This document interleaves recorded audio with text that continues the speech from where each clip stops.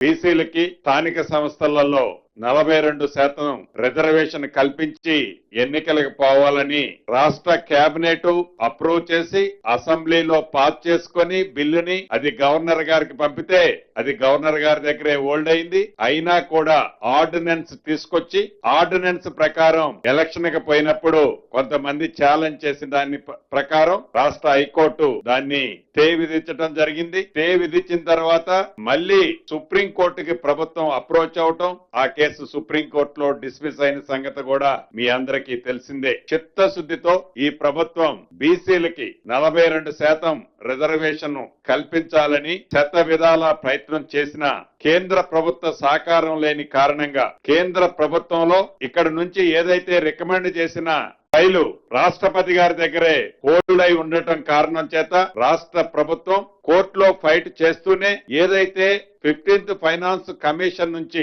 రాష్ట్రానికి రావాల్సిన local bodies కి రావాల్సిన సుమారు 3,000 కోట్లు ఈ మార్చితో అవి ల్యాప్స్ అయిపోయే పొజిషన్ ఉంది. దాన్ని దృష్టిలో పెట్టుకొని పార్టీ పరంగా బీసీ సోదరులకి 42% రిజర్వేషన్ లో సీట్లు అలాట్ చేస్తూ మొదట గ్రామ పంచాయతీ ఎన్నికలు నిర్వహించాలని ఈ రోజు కేబినెట్ నిర్ణయించడం జరిగింది.